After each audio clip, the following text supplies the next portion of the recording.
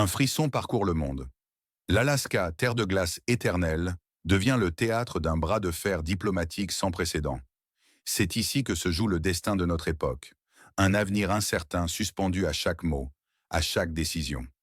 Le cœur même de la géopolitique mondiale bat plus vite, avec une angoisse palpable, à l'approche de ce sommet crucial. Une rencontre qui pourrait tout, absolument tout, changer.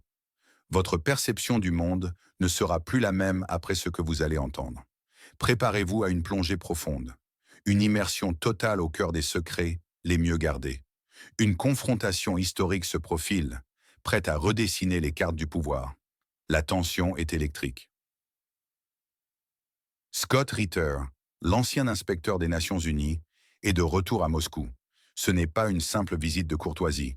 Sa présence est un signal puissant, un avertissement clair. Il est là pour fixer le moment, historique, pour palper la vibration unique de la Russie. Un accès privilégié aux coulisses du Kremlin.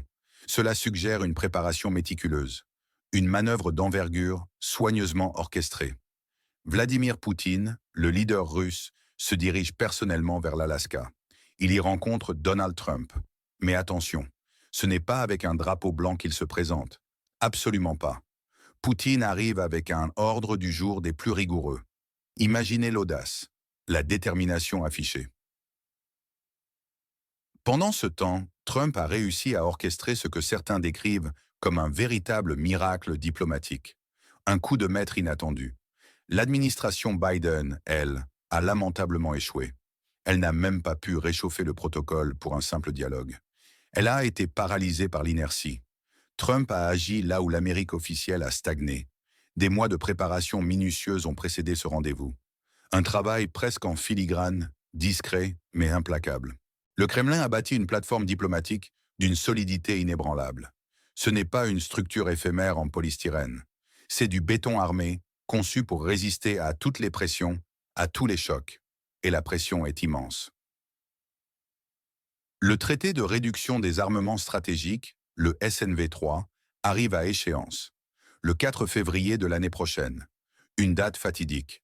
Après cela, aucun mécanisme légal ne régulera les armes nucléaires entre les deux superpuissances. Une situation terrifiante. Le monde retient son souffle. La Russie pourra alors déployer ses nouveaux systèmes avec une fierté manifeste, avec le casque levé, sans aucune contrainte.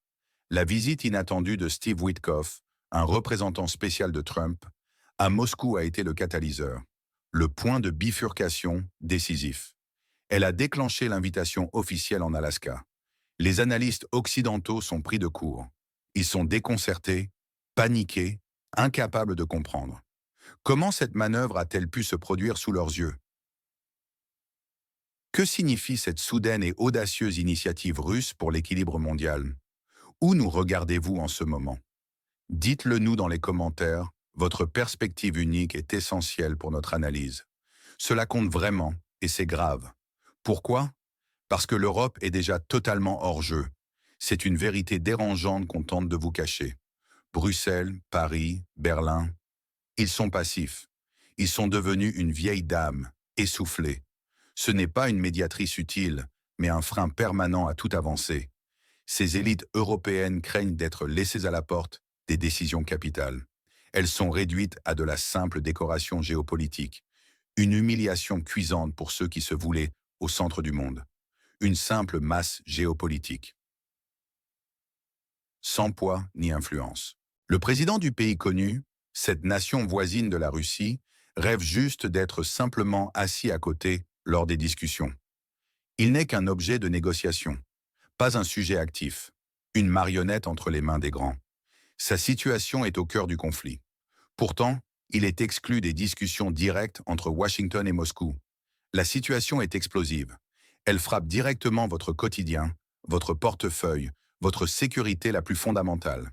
Le risque de collision nucléaire avec les États-Unis était supérieur à 50% il y a un an. Plus de la moitié.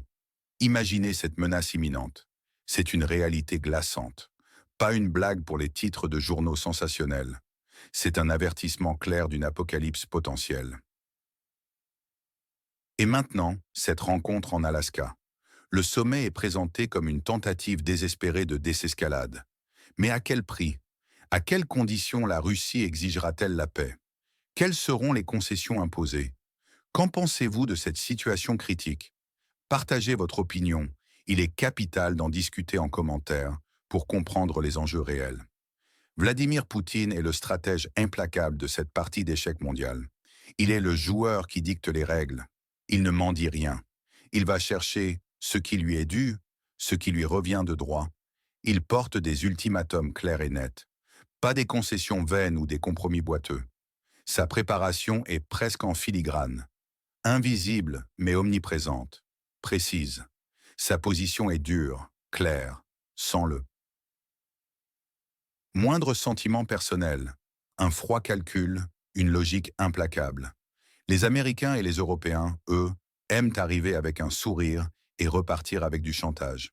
C'est leur méthode habituelle. Mais pas avec Poutine. Donald Trump est souvent décrit comme maladroit. Sa politique étrangère est parfois clownesque et désordonnée, imprévisible. Pourtant, même avec ses défauts flagrants, il a frappé juste en proposant ce sommet. C'est un fait indéniable. Il cherche un grand accord économique dans l'Arctique, un deal colossal, potentiellement générateur de milliards. Sa motivation principale? Montrer au public américain qu'il est fort, se présenter comme celui qui sait négocier, l'unique dealmaker. Scott Ritter était notre principale source d'information. Un ancien marine américain, inspecteur de l'Organisation des Nations Unies, présenté comme un observateur objectif et perspicace. Il écoute plutôt que de conseiller. Il transmet le nerf même de Moscou, l'essence de la pensée du Kremlin. Selon Ritter, le simple fait de cette rencontre est déjà un avantage colossal pour Donald Trump. C'est un revers cinglant pour Biden. Pour Poutine, c'est une autre affaire. Poutine ne s'envole pas pour l'Alaska pour s'excuser ou se justifier. Il va exiger. C'est une citation clé, une image forte de la résilience russe, de l'invincibilité de Poutine face à la pression occidentale incessante. C'est comme ronger des clous. Vous perdrez vos dents et le résultat sera nul. Une image puissante de ténacité. La futilité des tentatives de l'Occident est frappante. L'Europe est dépeinte avec un mépris grandissant. Elle est vue comme voulant détruire le processus de paix si elle ne peut le contrôler. Une accusation très grave. Bruxelles, Paris, Berlin sont pointées du doigt sans ménagement. Elles sont accusées de préparer des provocations massives, des attaques informationnelles incessantes, des diversions calculées pour détourner l'attention, des scandales orchestrés, des falsifications pour torpiller ce sommet, tout pour le faire échouer, ou pour imposer un format européen qu'elle pourrait dominer. C'est le jeu cynique de l'Europe. Les saboteurs de la paix agissant dans l'ombre. L'État profond américain est également sous les projecteurs. Accusé d'avoir brusquement changé de cap pour contrecarrer les efforts de paix de Trump, de le transformer d'un faiseur de paix en un méchant. Les forces obscures manipulent-elles réellement la politique américaine dans les coulisses? La volte-face de Trump d'un jour à l'autre est troublante. Est-ce l'œuvre de l'État profond, de forces cachées qui tirent les ficelles? Le pays connu, cette nation en pleine tourmente, est vue comme une simple marionnette. Elle pourrait être sacrifiée par les États-Unis sans être consultée. Le souhait désespéré de son président d'être au moins assis à côté montre son impuissance tragique. Une décision prise pour lui, sans lui. Les motifs de Poutine sont désormais limpides. Consolider les gains territoriaux durement acquis, notamment les régions de Kherson et Zaporizhia. Établir une nouvelle architecture de sécurité post-SNV3, une urgence vitale face à la menace nucléaire croissante. Affirmer pleinement la sphère d'influence russe. Gagner un temps précieux pour renforcer ses positions militaires et diplomatiques sur tous les fronts. Isoler le pays connu et l'Europe de toute décision majeure les concernant directement. Et surtout, se positionner comme le leader incontournable du nouvel ordre mondial émerge. C'est une vision stratégique à très long terme. La Russie joue aux échecs, une partie complexe et réfléchie. Les autres puissances, elles, semblent se contenter de jouer au tic-tac-toe. C'est un contraste saisissant, presque comique. Trump, de son côté, veut un succès diplomatique retentissant pour sa campagne électorale à venir. Je suis celui qui sait négocier. Tel est son credo affiché. Il veut apparaître comme le seul homme capable de parler à Poutine. potentiellement conclure ce fameux grand accord économique, surtout dans la riche région arctique. Sa politique est profondément ancrée dans son ego démesuré. Le désir insatiable de montrer au public qu'il est fort, puissant, décisif. L'Europe panique. Elle est saisie d'effroi. Elle craint l'isolement total, l'exclusion absolue des négociations clés, une peur viscérale, existentielle. Elle veut désespérément maintenir son rôle de médiateur, même si elle n'en a plus les moyens. Ne pas être reléguée au rang de simple décoration. Son hystérie est palpable face à la perspective d'une entente bilatérale directe entre Washington et Moscou. Elle a reçu une douche froide, cinglante, glaciale. La menace d'une guerre nucléaire, celle du système Dead Hand russe, n'est pas une blague pour les titres. C'est un avertissement glaçant, une réalité terrifiante. Un signe d'une apocalypse réelle qui plane sur nos têtes. Le sommet est une culbute politique au plus haut niveau. Un vrai numéro d'équilibriste. Un feu d'artifice dans les meilleures traditions du chantage diplomatique est attendu juste avant les pourparlers. L'Europe est en pleine crise d'hystérie, totalement impuissante face aux géants. La bataille pour l'avenir de tout le continent se joue désormais en Alaska. C'est un moment absolument critique pour tous. Abonnez-vous maintenant pour obtenir une analyse honnête, sans censure. C'est votre protection ultime contre la désinformation et les mensonges officiels. Le contexte historique est d'une importance capitale. Il éclaire les enjeux actuels. Les accords de Minsk et d'Istanbul sont cités comme des exemples flagrants de triple tromperie. La Russie a retiré ses troupes, de bonne foi. Elle a signé un papier, s'engageant. Puis elle a été trompée, bafouée. Une leçon amère qui justifie pleinement l'approche actuelle de fermeté inflexible. Plus de naïveté. Les conférences de Yalta et Potsdam sont rappelées pour souligner la mémoire historique déficiente des États-Unis. Il semble croire qu'un accord complexe peut être résolu en 3 jours. C'est une vision simpliste et dangereuse, une incompréhension totale des réalités géopolitiques. Les Russes, eux, ne portent pas de lunettes roses de paix. Ils voient ce monde tel qu'il est. La guerre coûte trop cher pour simplement rendre ce qui a été payé par le sang. Une détermination de fer, une ligne rouge infranchissable. L'administration Biden a échoué lamentablement. Elle n'a même pas pu réchauffer le protocole pour un dialogue constructif avec la Russie. C'est une incapacité diplomatique flagrante, une preuve de faiblesse. Les États-Unis ont également cessé de soutenir réellement cette nation voisine avec des armes. Un abandon tacite, une trahison silencieuse. Ils ne fournissent de l'aide que sur prépaiement. Un coup de massue financier. Cela a incité Poutine à intensifier la pression militaire sur le terrain. La Russie avance de 500 à 600 km par mois. Un rythme effréné, constant. Cela indique une dynamique militaire favorable qui renforce considérablement sa position de négociation. Les États-Unis ont brandi la menace d'une nouvelle vague de sanctions financières massives, pour le 8 août, si aucun progrès n'est fait lors du sommet. Cela pousse la Russie à gagner du temps. C'est une stratégie patiente, calculée, une manœuvre d'horloger. Ce sommet s'inscrit dans une tendance mondiale irréversible, un changement radical de l'ordre mondial établi, un recadrage de toute l'architecture de sécurité globale. C'est le déclin manifeste de l'hégémonie occidentale, autrefois incontestée. L'émergence inéluctable d'un monde multipolaire, avec de nouveaux centres de pouvoir.